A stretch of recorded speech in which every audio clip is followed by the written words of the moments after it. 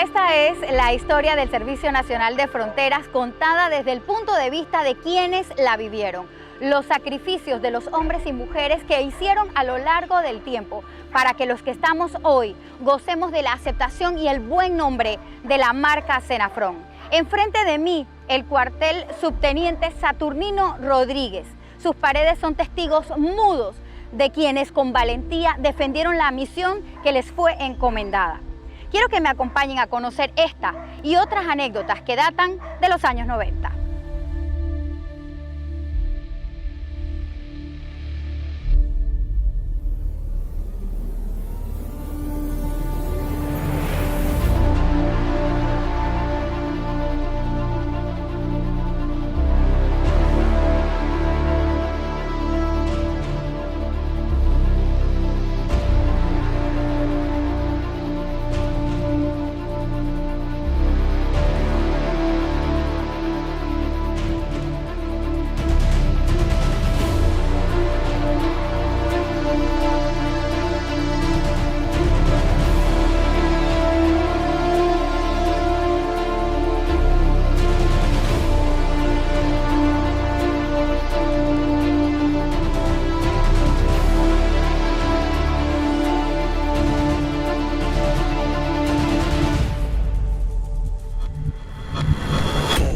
Tiempos donde estaba la guerrilla, la insurgencia, en todo su apogeo, hubo intentos de tomarse el cuartel hasta que hubo el ataque de aquí de los compañeros que se mantenían. En este lugar había un hueco donde el compañero pasó mientras le guardaba la seguridad por el ataque que estaba sufriendo en ese momento, para que el compañero hoy día pudiera estar con vida.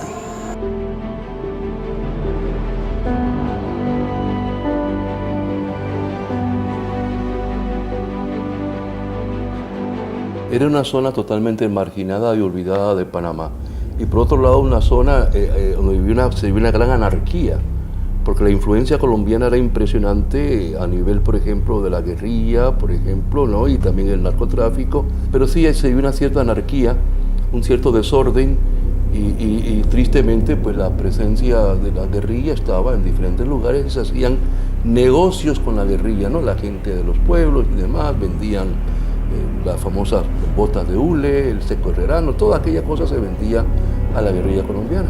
¿Sí? Sí, el detalle nuestro de la época es que, y quizás tenemos que ponerlo en contexto, para la mayoría de los panameños, el Darién de la época quedaba en África, o sea, no estaba en Panamá.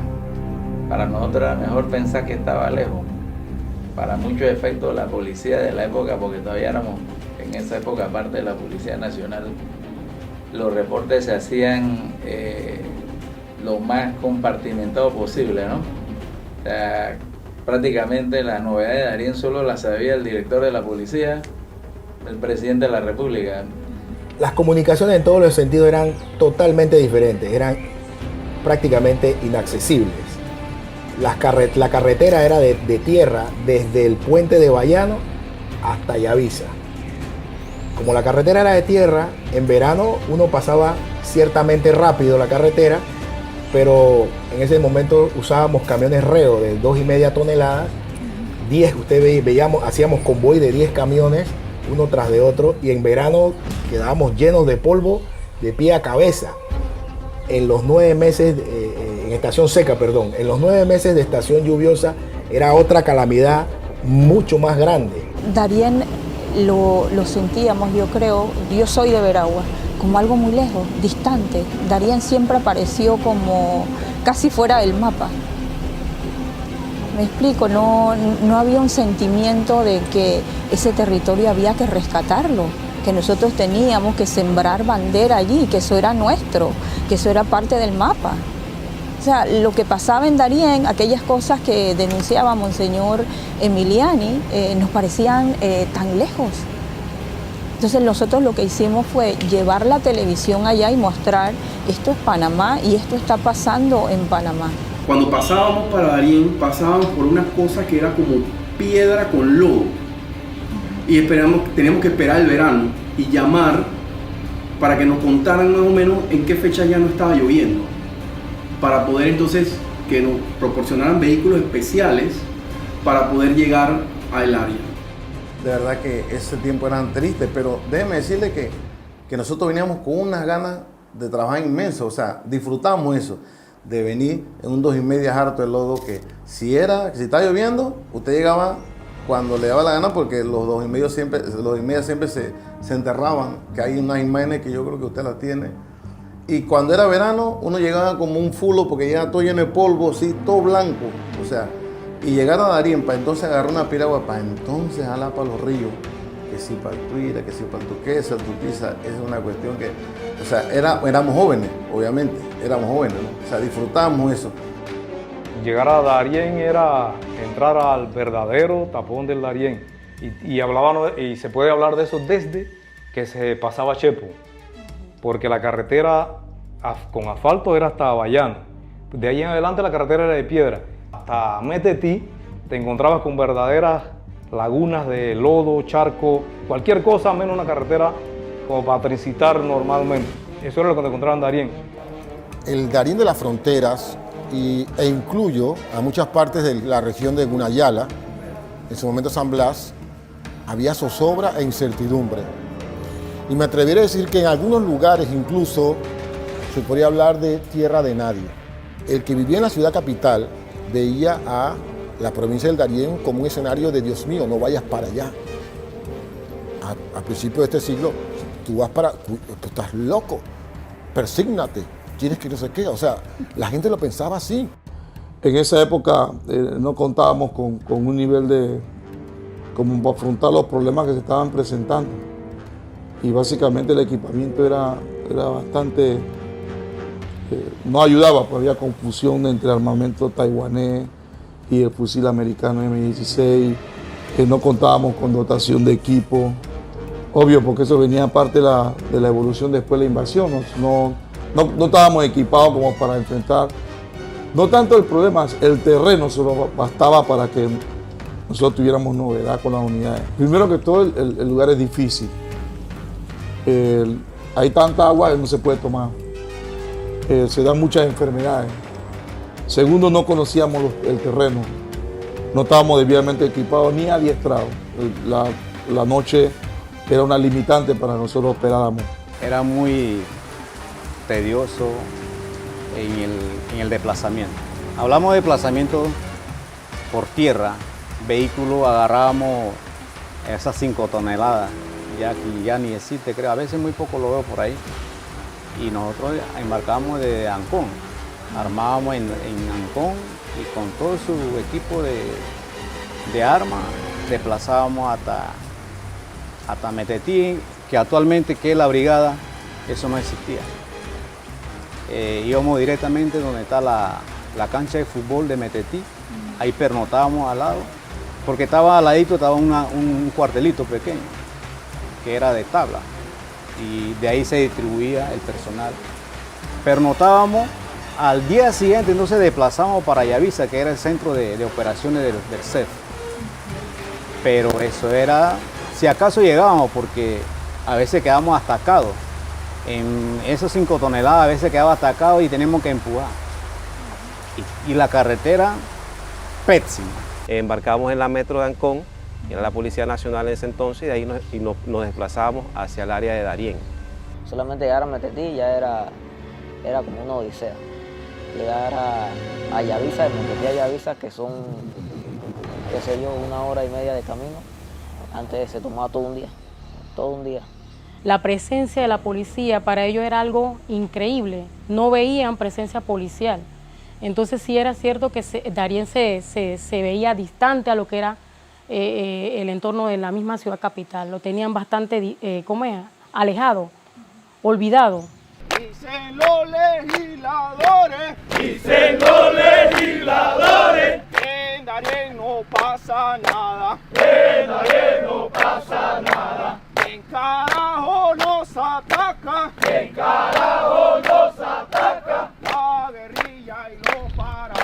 La guerrilla y los paracas.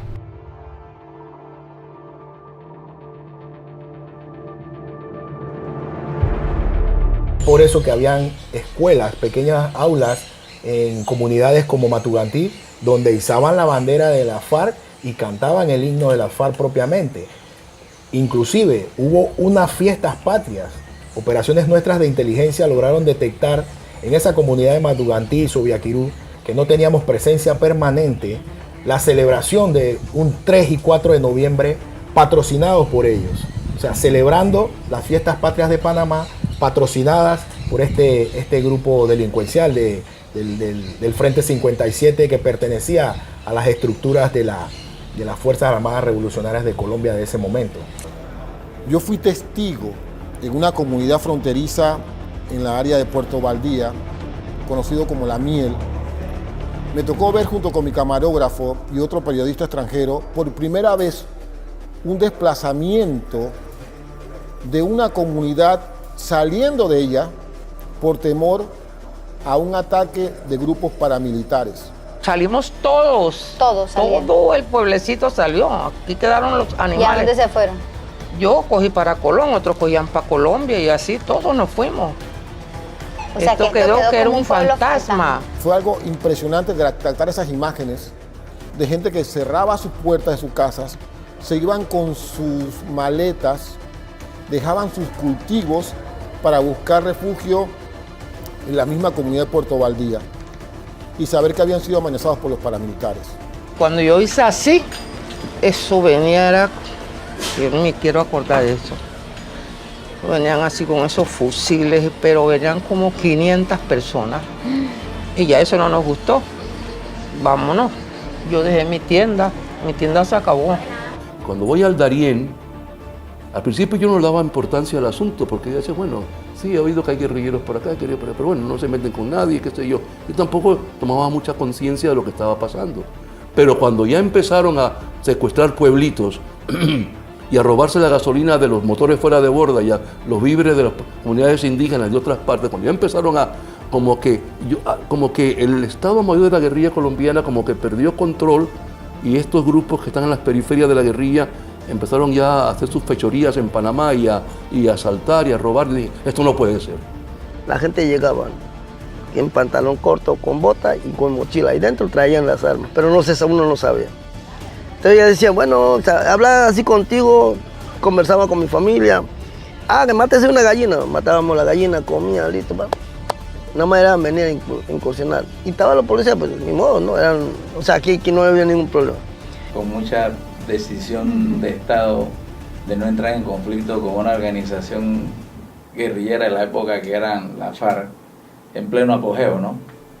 Que tenían un nivel de equiparamiento militar muy similar quizás al ejército colombiano de la época. Iban en crecimiento precisamente porque estaban adquiriendo mucho dinero producto del tráfico de drogas.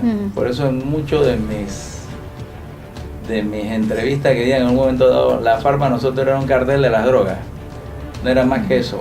En el lado colombiano quizá era su lucha social e ideológica, pero al final ellos perdieron la ideología cuando tocaron la cocaína. Estuve con la comandancia guerrillera en San Vicente del Caguán, en la Amazonía, entre Colombia y Ecuador.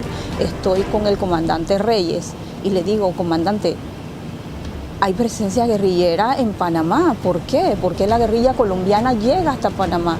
Y él me dice, ¿a Panamá no? Y yo, ¿cómo no? Yo he estado con Rodríguez, el comandante del Frente 57, he visto a su gente allí. Su gente está armada y tiene campamentos en Darién, los he filmado. Y él me dice, es Darién. ¿Pero han utilizado alguna vez territorio panameño? En algunas oportunidades se ha utilizado el territorio panameño, pero jamás hemos entrado por tierra, jamás. O sea, para la guerrilla colombiana, Darién no era Panamá. Y también para los paramilitares, era como tierra de nadie. Y era ¿cómo le digo? Una guerra a no acabar que tenían entre la fuerza insurgente de la FARC y los paramilitares, vamos a decir. Estos señores donde se dan cuenta que estaba la guerrilla o que usted cooperaba o que una población cooperaba con la guerrilla, ellos iban y actuaban igual. Entonces su manera de actuar o de operar de estos señores era como causar el caos, causar el pánico, y así entonces con estas muertes horribles que hacían, que decapitaban, desmembraban a las personas y las dejaban como para que mataban incluso niños, mujeres, O sea, con la intención de que de sembrar el caos, de sembrar el pánico, exactamente, que ellos le decían la guerrilla es mala, y si usted coopera con la guerrilla, usted es nuestro enemigo también. Dice, si ustedes le venden, así mismo me está señalando con los dedos, si ustedes le venden droga a la guerrilla, nosotros los matamos a todos. Ahí es donde ya me entró un poquito de nervios, ¿no? Como todas las cosas malas del mundo, ¿no? Hay siempre una negación. Y yo siento que en las autoridades de aquel tiempo había una especie de negación del conflicto. Querían decir que en Panamá no había guerrilleros, que la guerrilla nunca había cruzado, que el conflicto era en Colombia. Y yo tenía mucho miedo, porque yo decía, donde tengamos un contacto aquí, lo que se va a formar no tiene... Entonces era una zozobra cada vez que estábamos en el monte, porque como le expliqué, el ataque a la miel, eso lo hicieron los paramilitares como para sabotear, porque la guerrilla supuestamente del lado de Colombia se movilizaba por esa área, pero ocasionándonos un daño a nosotros ya era como un efecto contrario para la guerrilla, era cuestión como de saboteo. Ahí lo mencionaba que era unos campamentos que había allá, unos campamentos en ese lugar, pues. ¿Unos campamentos de quién? De la guerrilla, de Frente 57.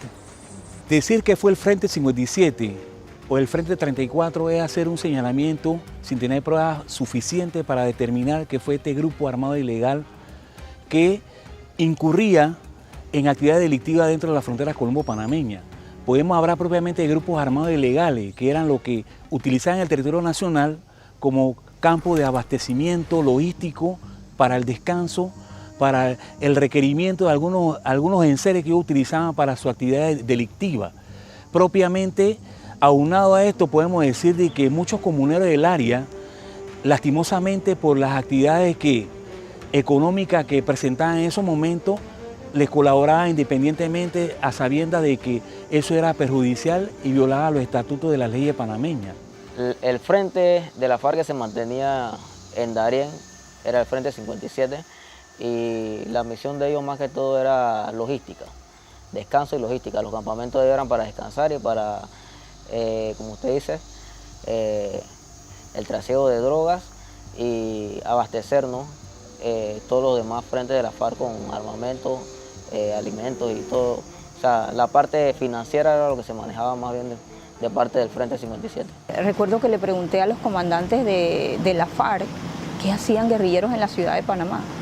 Me decían, no, solo fueron a hacer unas compras. Venían al mercado público a comprar tanques de gas, porque como ellos le metían clavos a las pipetas de gas para hacer atentados en Colombia, se suministraban aquí en el mercado público de las pipetas de gas. La guerrilla, el Frente 57 de la FARC, me llevó a mí, a mi camarógrafo y a un par de periodistas. Tuvimos que forzadamente acompañarlos, cruzar de La Miel hacia el área de Saxurro, que es la comunidad más cercana en ese lado de Colombia, hacia Panamá, y ver cómo ellos habían atacado un cuartel de policía, lo desbarataron totalmente, mataron a policías colombianos, y después llamaron a algunos dirigentes de ese lugar para atacarlos. Luego que ellos se marcharon de que en las paredes, porque la escuela, las paredes de la escuela eran de madera. Las autodefensas con grafitis ponen Guardia Panameña. Combate a la guerrilla o te combatiremos a ti también. Fue el mensaje que dejaron escrito, porque ellos decían, o tenían la ideología o pensaban de que como que, o sea, que los guerrilleros entraban a nuestro territorio y nosotros no hacíamos nada, o que como que prácticamente nosotros se los permitíamos. Pero en verdad no era así. Sí, pero encima venían los paramilitares detrás de ellos que también incursionaban y habían choques allí. Y la población panameña nuestra quedaba a expensas, porque si te llegaba un guerrillero y te pedía un gajo de plátano, tenías que dárselo. Pero detrás venía un paramilitar que te iba a castigar por haberle dado un gajo de plátano a un guerrillero. O sea, un panameño que no participaba en nada en esa guerra, pero estaba involucrado directamente en el conflicto y su vida corría peligro. Si aquí este pueblo le rendía cuentas a la guerrilla, las autodefensas iban y masacraban la población, y si era al contrario, las guerrillas iban y masacraban las poblaciones que rendían tributo en ese momento a las autodefensas. La situación en Colombia con la frontera de Panamá era tan difícil que un día un territorio podría estar en manos de la BACRIM, perdón, de la mano de los paramilitares, y al otro día podía estar en manos de la guerrilla. A raíz de estos reportes yo siento que colaboramos como periodistas de alguna forma en decir, señores, aquí hay una situación, el gobierno nacional necesita poner atención a lo que está ocurriendo en esta provincia, lo que está ocurriendo en este territorio y rescatarlo, porque se nos iba a ir de las manos. Las capacidades con las que se contaban en el ámbito tanto humano como de equipo no estaban al nivel de una guerrilla. Entonces muchos de los superiores e incluso del gobierno en ese momento de turno velaban porque no hubiese el riesgo de vida nuestra tratando de confrontar a elementos como esos en ese momento. Pero sí, los ataques eran ataques o hostigamientos. Y creo que fue clave mucho de levantar la voz de alerta sobre los temas que estaban pasando. Pero era un tema que no sabíamos lo que estaba pasando, era un tema cómo hacerle frente. ¿Quién tiene la última responsabilidad enviando a tropas que eran sin duda menores en número que lo que estaban enfrentando? ¿Y quién podría dormir pensando que uno envía a jóvenes a encontrar la muerte porque no tenían ni la capacidad táctica, ni el entrenamiento, ni las armas necesarias para hacerle frente? Entonces, claro, dolía. Yo decía cuando estaba en el Darién, un señor que me discutía que usted promueve el militarismo. Oye, ¿tú permitirías que tu hijo fuera a la frontera del Darién a defenderse de la guerrilla con una pistolita y un tolete? Se quedó callado. ¿Verdad que no? Yo dije claramente, para enfrentarse a esta gente que está que son soldados, la guerrilla son soldados, pero ilegalmente, pero son soldados, son un ejército, no puedes hacerlo con un tolete y una pistolita. Tienen que armarse, tienen que entrenarse para defender la frontera, para que nos hagamos respetar. Creo que hay una participación muy importante de la Iglesia Católica también, como Monseñor Emiliano, un señor de avanzada, y que junto a Senafrón y a la gente de policía, los policías del área del momento, fueron entrando a Darién. Para cuando atacaron a Boquecupe, yo era radiooperadora en Yavisa, pero yo no era, ahí no estaba la base de comando pertenecía a Metetí. Aún así, como yo era la radiooperadora de más tiempo, yo mandé a callar a todas las que estaban allá en Metetí y tomé el control de la radio. Silencio de red. Silencio de red inmediatamente, y comencé a darle directrices al compañero García, no me acuerdo si es Pablo, el que está aquí de teniente, que recibió un tiro en la cadera. Bueno, él transmitía y yo acá le daba que si era posible destruyera el equipo de comunicación y se retirara del área, que su seguridad era primero. Y se escuchaban los tiros al final, las balaceras se escuchaba cuando él transmitía. Eso fue un momento de tensión bien grande. Y cuando los jefes escucharon que con el rango de capitán cada uno quedaron ahí rodeando la saleguardia, y yo era la que transmitía, ahí nadie agarraba el radio. Y comenzaba a hablar con los muchachos, pero explícate, respira profundo, serénate, tienes que informar qué pasa, serénate, te estamos escuchando, le decía. Y eso era como de película, increíble. Y bueno, hay una patrulla llamada la patrulla Cazador, al mando del difunto teniente Ramón Ariel Serracín. Ese señor fue el que fue con las unidades a las 6 de la tarde, salieron sin importarle que le cayera la noche a apoyar las unidades que estaban allá en Boquecupe ese día. Recibimos equipamiento nosotros mismos en una reunión con el presidente Valladares en Boca de Cupe en 1997, después de un ataque, de una incursión de este grupo del Frente 57 a la comunidad, donde entran, sitian el poblado, se llevan mercancía. Sí, recibí amenazas de muerte. Poco a poco fui recibiendo amenazas que pudimos contabilizarla en 10 diferentes. La idea era amenazarme, amedrentarme para que tuviera miedo. Entonces, ¿qué hace la policía panameña? Me da seguridad. Yo nunca dejé de hacer las cosas que estaba haciendo. Iba a cualquier gira. Yo, como parte de la Unidad de Reconocimiento de Combate RECON, que aquel entonces hacía las labores de inteligencia y era el grupo de choque del Darién, nos percatamos de que solamente habían rastros de sangre y los proyectiles, los impactos de proyectiles en las casas de los comuneros y de igual forma en la cabina telefónica de ambos lados. Pudimos percatarnos, gracias a la información de un comunero, de que ellos lograron llevarse a sus muertos se lo llevaron del lugar y no había algo que diera directamente que hubo combate entre las fuerzas panameñas y los grupos armados ilegales que incursionaron la comunidad de Nazaret. Recuerdo un caso que nos afectó muchísimo, el caso del señor Samaniego.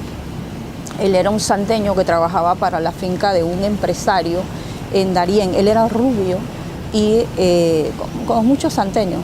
Y los guerrilleros asumen que este es un empresario porque es rubio de ojos azules y lo secuestran. Cuando se lo llevan se dan cuenta que él es el empleado de la finca y no el propietario, pero de todas formas tratan de conseguir algo de dinero y lo venden. Los guerrilleros lo venden a otro grupo que no es guerrillero. O sea, todas esas cosas ocurrían en Darién.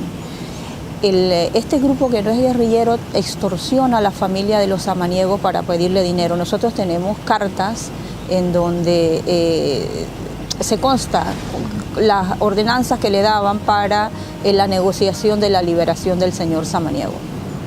La familia me pide ayuda, yo hablo con la comandancia de la guerrilla en Colombia, voy a San Vicente del Caguán, que era la zona de distensión que le había dado el gobierno colombiano en las negociaciones de paz, intento de negociaciones de paz en aquella época a la guerrilla. Hablo con el comandante Reyes y le digo, mire, hay una situación con un panameño.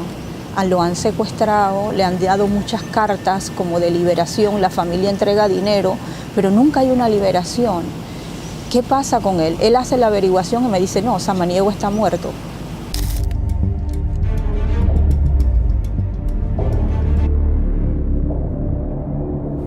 Cuando un 20 de diciembre, como a las 11 de la mañana, nunca se me olvida, 20 de diciembre de 1999, estaba lloviendo, pero en el lado de Saxurro nosotros siempre estábamos visualizando con binocular para ver qué movimiento había. Ese día no se veía ningún movimiento.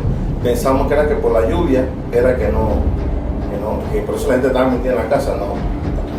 Los grupos estos que aparentemente, tengo entendido, fueron los paramilitares de Colombia, retiraron a toda la comunidad y entonces empezaron a dispararnos con morteros 60 y 81 a distancia. Como estaba lloviendo, nosotros teníamos cerca de las bases de las trincheras teníamos esta llamada mina o las Claymore caseras que fabricamos acá nosotros, porque obviamente no teníamos Claymore militares, esas que vienen ya fabricadas, ¿no? Eran caseras, con la explosivita que teníamos en la Policía Nacional. Entonces, como estaban cayendo rayos y eso, ahora se escuchó una explosión, nos escucharon 3 explosiones, pero durísimas, y nosotros pensábamos que eran los truenos.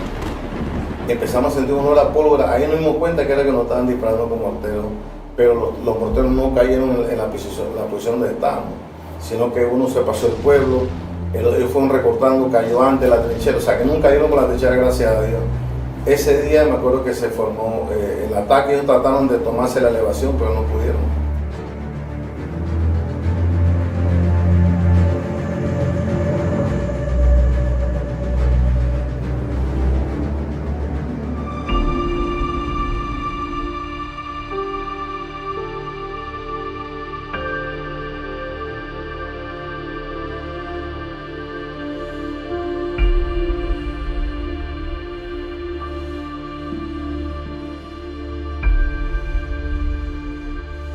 Esa noche me acuerdo que llegamos a Boca de Cupe, mira esa anécdota es buena, y nos fuimos, una tarde, nos dijeron que no podíamos avanzar, que no podíamos seguir. Yo le dije al jefe de la guarnición, yo voy a seguir, yo voy a Boca de Cupe porque yo voy a Boca de Cupe. Le dijeron al motorista que no podía seguir y que lo iban a meter preso si iba. Y yo le dije, no, porque ustedes están violando el derecho, yo no tengo derecho a cubrir. Y ellos me decían, pero es que es un asunto de seguridad, vas a poner en peligro la vida de la otra persona. Y yo le dije, pero entonces si es un asunto de seguridad, ¿por qué usted no me da seguridad? Si usted me tiene que dar seguridad, yo soy tan panameño como cualquier otro. La comunidad de Paya y Púcuro son comunidades indígenas de la etnia Guna.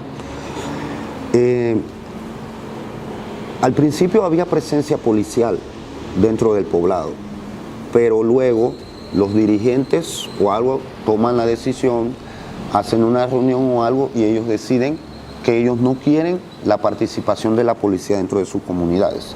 Esta situación entonces la aprovechan estos señores, los grupos insurgentes que en ese momento operaban en nuestra área. Al parecer, sí, conversaba con con un morador de la comunidad cuando se dio esta situación. Él me dice que tenían una celebración en el pueblo, cuando de repente llegaron los hombres armados. Ellos dicen que ellos en ese tiempo utilizamos otro uniforme, no era este pixelado, era un uniforme de camuflaje. Ellos dicen que tenían uniformes de camuflaje así y que uno de los moradores de la comunidad, como estaban en la ceremonia, estaban tomados y eso, el hombre confundió a los tipos que llegaron con gente de la guerrilla y dice que botó una expresión o dijo una frase de que llegó la guerrilla, esos son nuestros amigos. Y los señores lo escucharon, pero igual, ya estos señores venían centrados con un objetivo. Muy fea, porque yo recuerdo también que hubieron un poco de decapitados ahí en Paya. La gran mayoría eran de apellido Ayala. Y sí, fue un evento muy feo, horrible. Los grupos paramilitares de la época, ¿verdad?, entran a Paya y Púcuro y matan a los caciques y los decapitan. El Estado entonces inicia una especie de penetración en el territorio, de afianzar algunos puestos. Esa guerra interna nos alcanza aquí al ellos buscar los famosos colaboradores de la guerrilla colombiana, que en ese tiempo lo vieron reflejado en los caciques de Paya y Púcuro. Sea verdad o sea mentira que colaboraban, esa era su visión de las cosas. Y ellos, como diríamos en buen panameño, decidieron pasarle factura, ¿no? Así fuera que les tratábamos bien o los tratáramos mal, la policía o Senafrón siempre nos acompañaba y nos llevaba a todas partes. Se da el caso de Paya y Púcuro y TVN y la prensa acuerdan llegar al área. Y bueno, se van en un helicóptero, contratan un helicóptero privado y se van. Y llegan primero que los refuerzos. Yo no sé, no te puedo decir exactamente si ya estaba, debería haber un grupo en el pueblo, me parece, ¿no? Pero ellos llegan al lugar y se encuentran, pues ven los muertos, ven el pueblo aterrado, el pueblo dice necesitamos ayuda. Claro, ya ellos sabían, ellos tenían información de que inclusive hubieron muchas reuniones, hubieron muchas cuestiones donde en ese momento quien estaba al mando de la policía de algo quiso nuevamente establecer o retomar el puesto de que, y los ¿cómo le digo? Los Saila, los dirigentes de la comunidad se opusieron totalmente, que ellos no querían presencia de la policía, que no querían presencia de la policía en su comunidad. Comunidad soñaba de ser algo de esa línea, de la línea de medicina, pero no tuve la oportunidad de llegarle a la universidad tampoco, pero ya cuando se da esa oportunidad, yo me inscribo. Cuando me inscribo, entonces mi jefe de pelotón me dice a mí, yo veo que usted tiene el perfil, porque yo cuando pregunto algo de acetaminofén en la patrullita, y yo siempre cargaba mi botiquín. La política de seguridad nacional en ese momento buscaba una modernización de todas las instituciones de seguridad del Estado, entendiéndose lo que antes era la aeronaval, la Senafrón, que antes era parte de la Policía Nacional, y se buscaba el perfeccionamiento y tener instituciones mucho más tecnificadas y especializadas en cada una de sus labores. Dentro de las consultas, lamentablemente, no todo el mundo quiso participar, pero la crítica era que estábamos militarizando nuevamente al país. Pero se olvidaban que habíamos convivido por muchos años con la ley de la fuerza pública, con la ley de la fuerza de defensa, y más militar que la ley de la fuerza de defensa no existía. Pero la nueva realidad, independientemente de, se comprende lo que le tocaron vivir, la época de la dictadura, el esfuerzo por democratizar el país, tienen todo el legítimo derecho de estar preocupados, pero creo que fue un avance y el tiempo nos ha dado la razón que efectivamente fue un avance. El presidente Torrijos en ese momento hizo todo un giro de 180 grados en la modernización de los estamentos de seguridad e involucró el tema de aduanas, el tema de migración, el tema de Senafrón y de Senan, haciendo un hito importante en la modernización de esas instituciones. Y sobre todo, yo creo que más que el trabajo legal era el trabajo de convencimiento de los propios miembros de las fuerzas.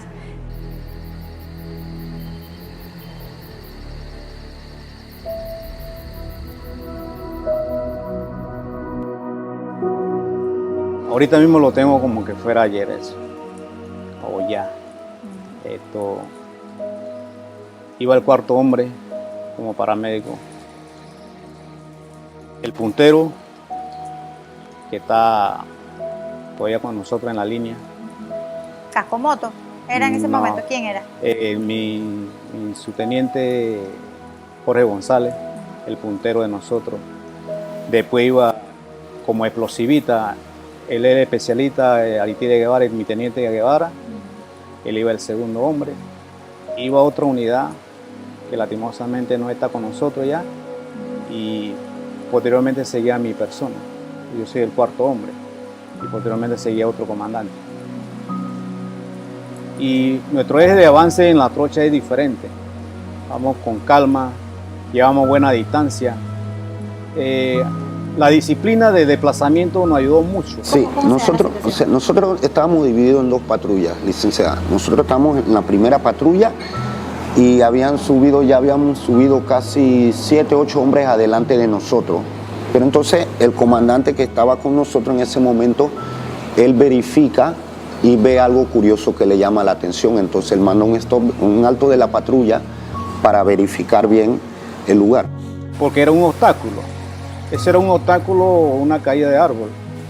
En el momento que la patrulla hace el alto para la verificación, yo le digo a los muchachos o le hago la señal que se detengan. Entonces el compañero Pérez me dice, comando, yo voy a caminar un poquito más adelante porque estoy un poco cansado para bajar el equipo, para acomodarme bien. Yo, ok, dele. Y ahí fue todo. Un estruendo, una carga verdaderamente... Sentí fue que escuché la explosión y el impacto de la onda expansiva. Gracias a Dios no perdí el conocimiento, no nada, dicen, y cuando pude ver o lo que me pude percatar fue luego de la explosión, que volteé a ver a la parte donde fue la explosión, yo veo a mi compañero cuando venía cayendo, él cayó dentro de un hueco casi como podía tener como este diámetro que tiene esta mesa más o menos de ancho y de profundidad quedó casi como a la altura de la rodilla. Así que imagínense usted la carga de explosivos que tenía, eso era bastante fuerte para haber hecho ese hueco de esta magnitud, que gracias a Dios el compañero no perdió la vida porque el explosivo no lo agarró del todo de lleno.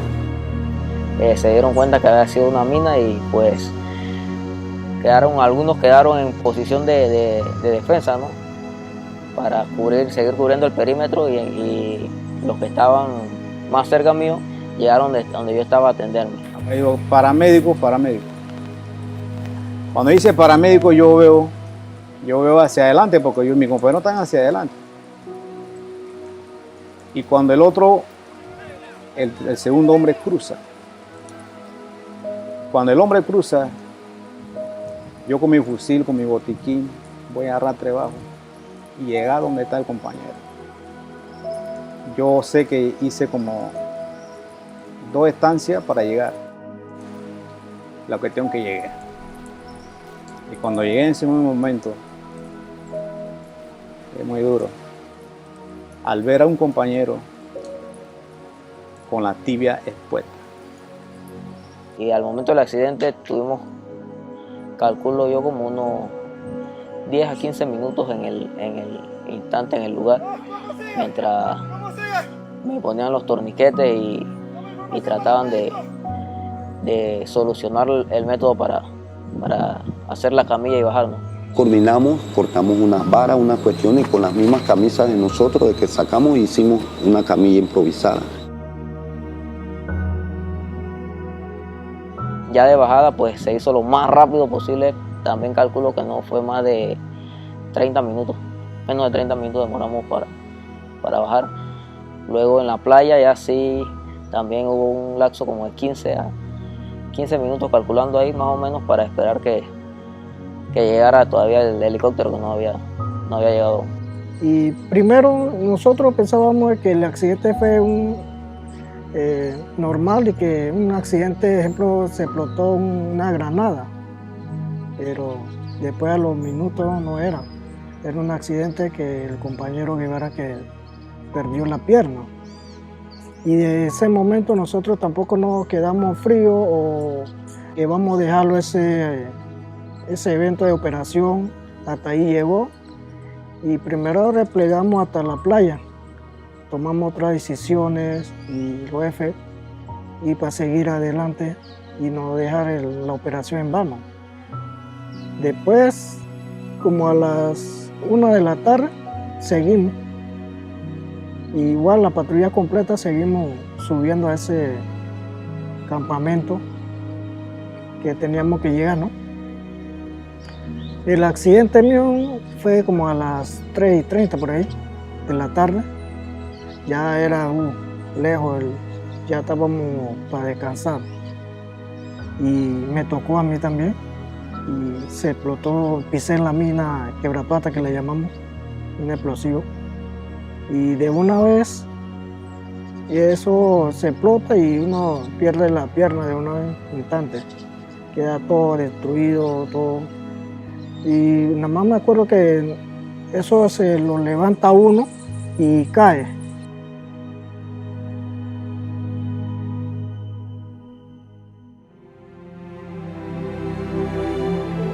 Pero no habíamos vivido una situación de esta magnitud, ¿verdad? De repente íbamos a misiones, se capturó guerrillero, hubo intercambio de disparos, esto, lo otro, pero no habíamos tenido una situación de la magnitud de la que nos pasó ese día, ¿verdad? Esto causa un impacto psicológico. Uno sí tocó bastante trabajo por parte de los comandantes por la misma razón que usted me acaba de decir, para concientizar a la tropa o de que algo, porque es normal, dicen, somos seres humanos y en cualquier situación, y más lo que habíamos vivido, que algunos compañeros habían visto cómo habían sacado los compañeros de ahí, como uno siempre le trabaja la mente, no, si me pasa a mí o ni Dios lo que, pero bueno, al final la misión uno tiene que cumplirla, pues, y se logró el objetivo. Lo que más me impactó a mí fue cuando los compañeros cayeron en Cacal, Trinidad, cayeron en los campos minados. Yo estaba en Darién cuando eso, y que supe que los muchachos habían perdido las piernas, Guevara y el otro compañero, sí, Pérez. Eso fue lo que me impactó, porque sentí una impotencia de que yo quería tallar, porque nosotros en Recon somos muy unidos. Cuando antes solamente éramos unidad de Recon, todos siempre fuimos unidos, y el mal de uno era mal de todos.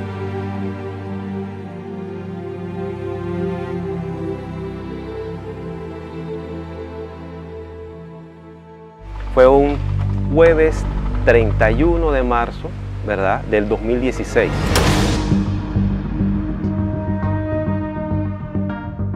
Aproximadamente a las 09:45. Ese era un día que en realidad le correspondía hacer el relevo de lo que era la compañía del Recon con la compañía Jungla.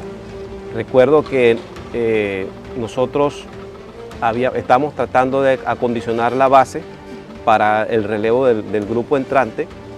Todo el mundo se mantenía en la normalidad, la seguridad se había desplegado en todo lo que era los puestos, ¿verdad? Se habían puesto avanzadas para tener el control si se daba algún tipo de situación, a raíz de que muchos iban a estar en el empeño de ¿qué?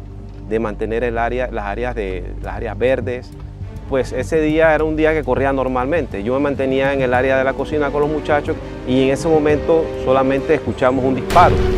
Y de repente no fue uno, fueron 2, 3, 4, se forma la reacción, llamamos allá qué está pasando, la unidad decía, hay unos sujetos que quieren ingresar al área, inmediatamente se activa todo el dispositivo, todo el mundo procede a su puesto de reacción y en ese momento se escuchan ráfagas en la parte de abajo del cerro con dirección hacia donde estamos nosotros. Posteriormente a eso escuchamos unas explosiones como en la parte en media del cerro y simplemente todo el mundo lo que hizo fue reaccionar en el momento. Algunos dispararon, otros a mí me tocó por lo menos de reportar a la base que estamos siendo atacados. Posteriormente hizo un silencio en el área y fue donde nosotros inmediatamente procedimos a verificar cada una de las trincheras, cómo se mantenía el personal, cómo estaban. Se armó un equipo de parte de Colombia y junto con nosotros subimos a verificar donde supuestamente habían visto los sujetos. Pues nos percatamos que en el lugar, en las mamparas, habían impacto de municiones y que habían dado producto de que la persona que quería ingresar le habían disparado en contra de nuestras unidades.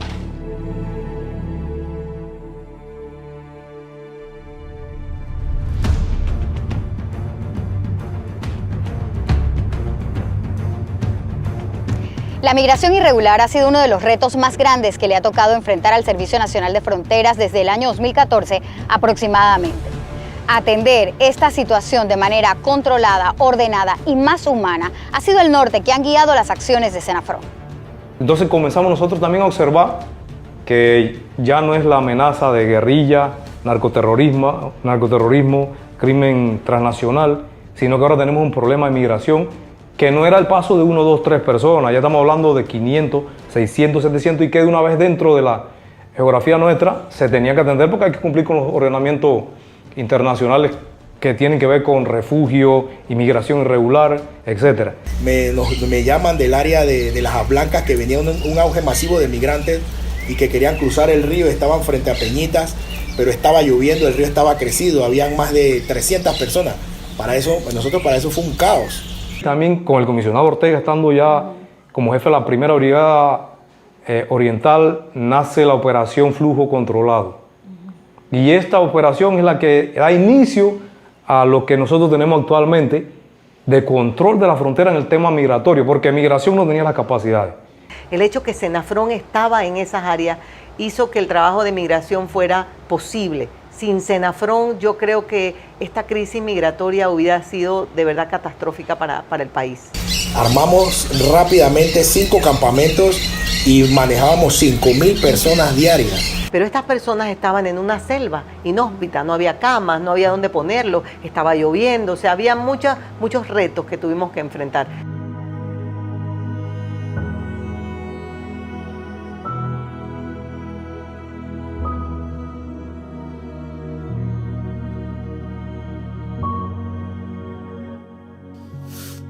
Cuando todos avanzaron, mi hermano y su hijo de 4 años estaban más adelante. Seguí deslizándome en la noche sobre mis nalgas, desde la noche hasta el sábado. Llegó el domingo y dormí en el lodo. Me robaron todo, la carpa, el pasaporte. Me encontré un nuevo grupo que me dio mentolatum para frotarme las piernas. Luego saqué una rama que usé como bastón. Caminé y seguí caminando hasta llegar a la montaña. Cuando terminé de bajar y me encontré a Senafrón, quienes me ayudaron y me pusieron en la camilla. Me llevaron a un hospital y me pusieron suero con 2 inyecciones. Tenía miedo porque las piernas no las podía mover. Hoy estoy aquí, en este lugar. Mañana no sé si podré continuar subiendo la montaña. Hoy tengo 6 días caminando.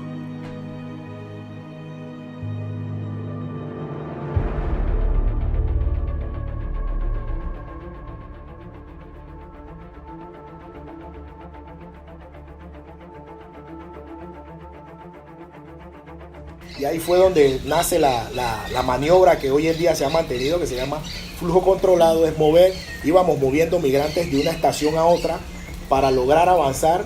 Yo creo que ha sido muy importante esa colaboración. Esa es otra cosa en que Senafrón pues, nos da su asistencia 100%. Es en que somos el primer país de la región en este recorrido que hace este grupo de seres humanos de hacerles los exámenes de biometría, que son las huellas digitales para poder definir realmente quiénes son estas personas. La mayoría no trae documentación y gracias a ese trabajo conjunto y muy elaborado hemos logrado detectar el año pasado 65 alertas y este año ya vamos por 68, considero yo. Y hemos logrado por lo menos identificar que dentro de este flujo donde vienen muchas personas vulnerables, muchos niños, muchas mujeres, mucha gente inocente, identificar este flujo de personas peligrosas que hemos podido sacar del flujo y posteriormente deportar. Hay personas del narcotráfico que inclusive han aprovechado estos tipos de grupos migrantes que se desplazan en la selva para poder transportar o movilizar droga de un lado a otro, del hermano país de Colombia a Panamá. Y estamos teniendo un flujo de información tanto jurídica a través de los ministerios públicos y fiscalías generales de estos países y la parte nuestra policial para perseguir este delito y tenemos buenas operaciones a nivel internacional contra estos grupos delincuenciales. Entonces, pasar migrantes por estos ríos, caer lastimosamente migrantes muertos en los ríos, contaminan los ríos, la contaminan con basura, entonces es bastante difícil poder controlar eso mientras se mantenga la inmigración. Sangre, sudor y más sudor. Este trote nos costará. Sangre, sudor y más sudor. Por esta tierra, por esta tierra, el cielo sus estrellas. Yo daría mi vida. Mi vida si pudiera. Mi vida si pudiera. Arriba artillero. Arriba artillero. Me llama mucho la atención que mucho del personal de Senafrón viene de comunidades específicas, porque se crea eso de mi papá estuvo allí o gente de mi comunidad estuvo allí, y ahora ustedes escuchan a jóvenes que están en edad escolar que dicen, no, mi futuro es ser miembro de Senafrón.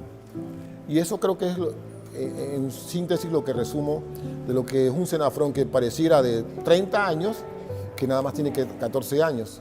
Pero es un destino incluso laboral para muchos jóvenes que quisieran ser parte de Senafrón. Para mí Senafrón ha sido mi casa, mi hogar, que me ha servido para profesionalizarme y poder seguir adelante. Yo creo que si hacemos las cosas bien y tomamos un norte, una línea recta y hacemos las cosas en orden, podemos lograr los objetivos que nos hemos atrasado en nuestra vida personal. Dejó parte de su corazón en Darien. Se le partió el corazón cuando se va de ahí. Sí. Y mira que después de eso no he regresado.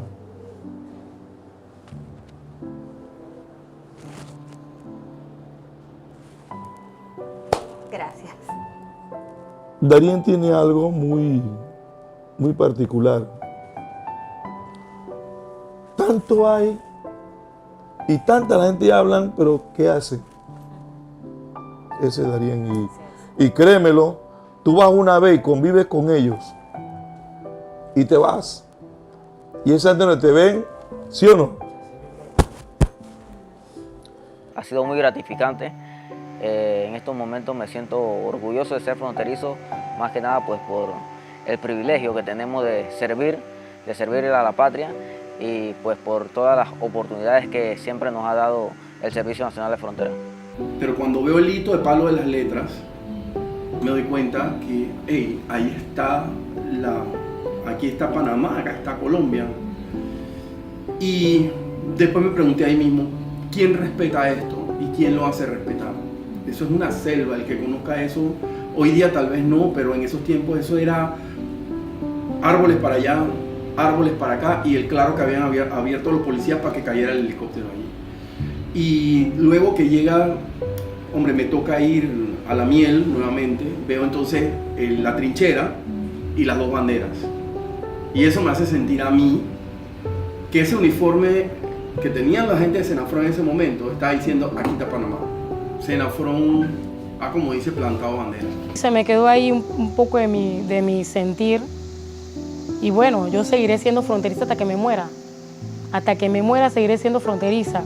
El ADN del Servicio Nacional de Fronteras ha ido empoderándose con la comunidad, ha ido propiamente capacitándose, profesionalizándose y tomando esa fuerza que hoy en día podemos decir que todas esas amenazas transnacionales y nacionales que existían en la frontera con Colombia ya están desvanecidas, están llevadas prácticamente al 0%, con todas nuestras capacidades en las bases binacionales, con todas nuestras capacidades en operaciones costeras, con nuestra batallón de botes especiales, en las fronteras terrestres con el batallón de fuerzas especiales, haciendo esa labor de control territorial y asegurándole a los panameños que tienen un Servicio Nacional de Fronteras fuerte y capaz de enfrentar cualquier amenaza que atente contra la soberanía de Panamá.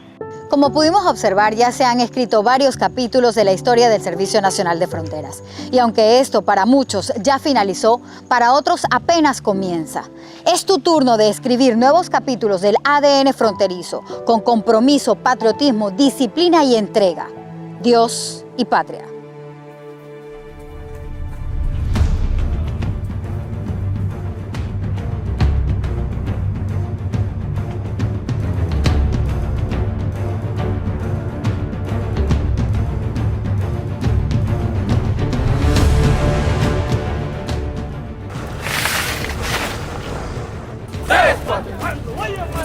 Cuando vayan mal las cosas, como a veces suelen ir, cuando pienses que en tu vida, solo hay cuestas que subir, descansar si acaso puedes, pero nunca desistir, desistir es de cobarde,